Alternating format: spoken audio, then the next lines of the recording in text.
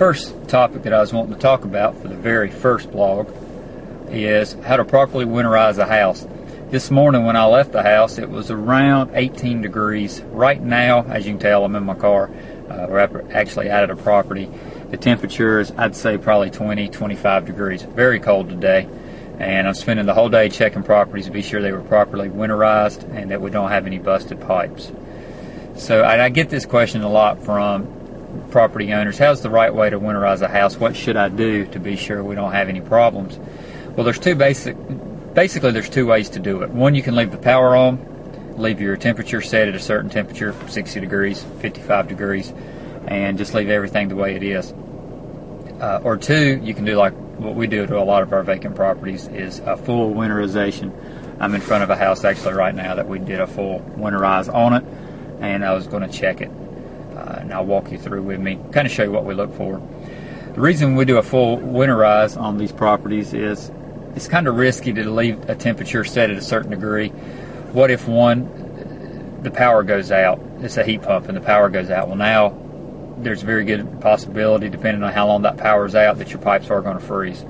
Also, what we've noticed is a lot of times when people come out and look at a property to rent, the first thing to do is go to the thermostat, and I don't know why they do this, but they turn the thermostat up to 85 degrees and then leave it. And then a couple weeks later we get our power bill and it's $300 for a vacant house.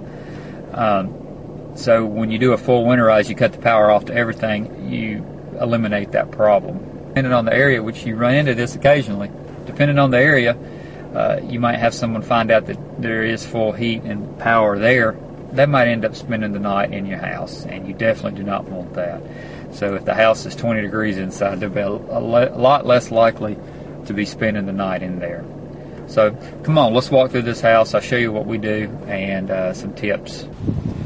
A crucial tool that you'll need to do winterization is a water meter key. I've always called it a water meter key. Some people call it a T-bar.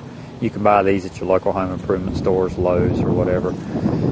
Every homeowner should own this. Anytime if you have a busted pipe or leak, you could grab this, run outside to your meter cutoff, and cut the water off to the whole house, which could save you thousands of dollars if it's a true emergency. So everyone should have one of these. If you're going to do a winterization, you definitely do. You'll stick the bottom part there around that little knob on the water meter itself, and then you use the top of the T-bar to turn it in an off position. The very first thing you need to do a winterization is locate your water meter. This house is very convenient. The water meter is located right out here at the street. Most of the times they are located near the street curb. Sometimes they can be hard to find if they're covered in leaves and all. But this is the water meter. That's a cover. You'll pop that off, and there's a little switch in there that you'll turn to cut the water off completely to the house. Now, once you've cut the water meter off with your water meter key, like we showed you outside, what you need to do is, it's always good to find the lowest point for a faucet. Like, usually those are the ones on the outside spigots. You'll cut that on and let the water drain out of the line. The water normally goes to the lowest point, so if you have those, that's always a good idea to open those up and let the water drain out. The house I'm in now doesn't have that, so what you have to do is go to the sinks, which you'd want to do this anyway. Go to the sinks, open up all the faucets, and let all the water drain out. For example,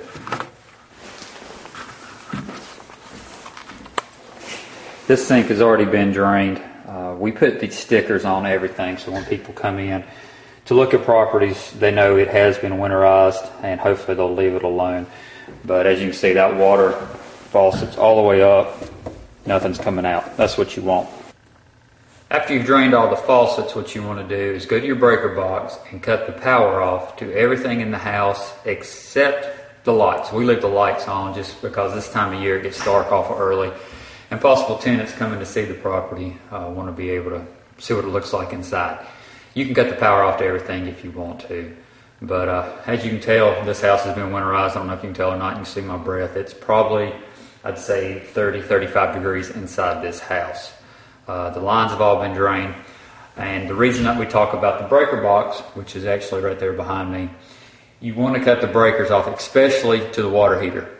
Water heaters were not made to run without water in them. So when you drain the lines, you drain a lot of the water that's in the water heaters. There's actually a faucet at the front.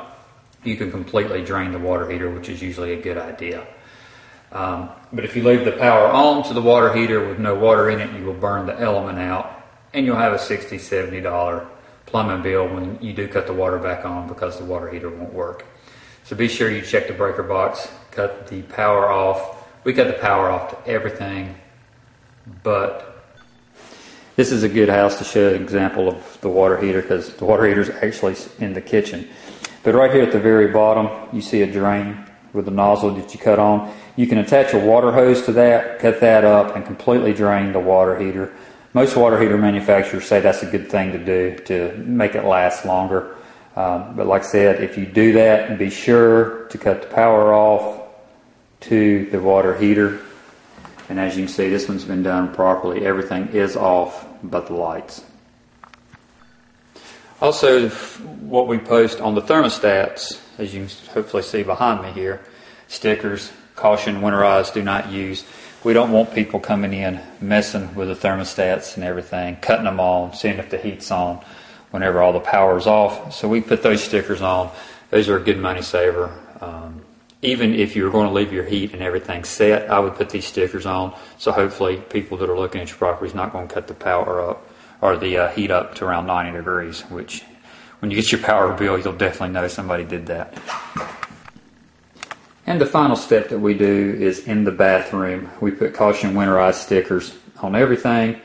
As you can tell, the bathroom sink, all the water's off. Always good to check, be sure no water comes draining out. You want to drain the lines out completely.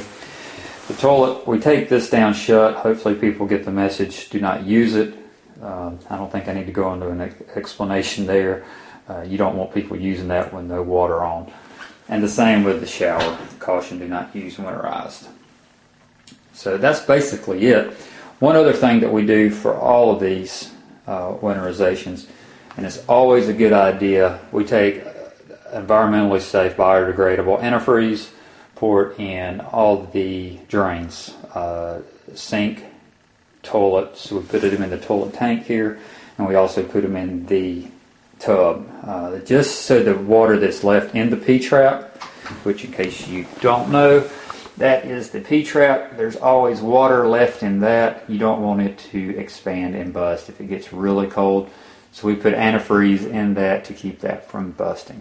Wraps up winterizing a property. It's pretty basic. We use independent contractors to do this. One tip is, if you're a new agent, you've got a new listing, and it's vacant and it's the middle of winter, you want to be sure you do something with this. Talk to your possible owners, because they're not going to be happy if this isn't taken care of. You have a busted pipe, and I've seen houses completely flooded out and thousands of dollars of work having to be done on properties that were not winterized and the pipes bust. Hopefully this helps. Once again, check out my new blog, marksaunders.me. Thanks.